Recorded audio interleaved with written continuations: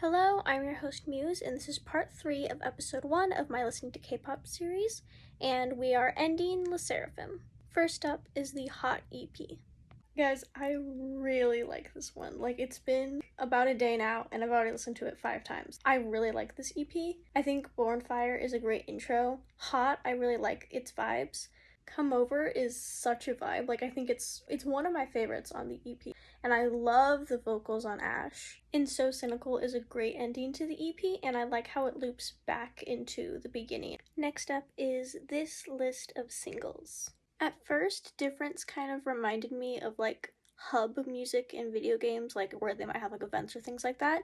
But then once the lyrics kicked in and stuff like that, it definitely felt more just like a fun pop song. And then Kawaii, I liked it, it was good, but it kind of felt almost dragged out. I really liked the style of the noise and the instrumentals, and the singing brought a nice melody that overlapped the instrumental bits, and I thought that it all mixed really well.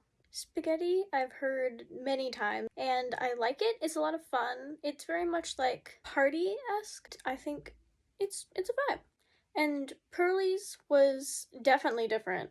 I was surprised that they were on the same album, I guess that's what Spotify calls it. It's fun though. It's more chill, and I like it. And last up for the current discography is Pure Flow Part 1.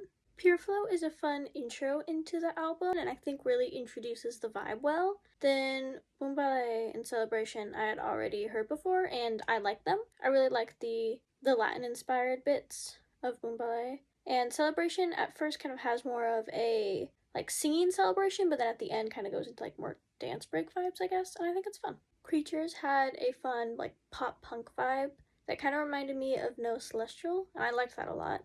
And then Iffy Iffy, I liked how it had the tech sound underneath and still had the really pretty vocals on top. Need Your Company at first kind of reminded me of almost a Tron soundtrack.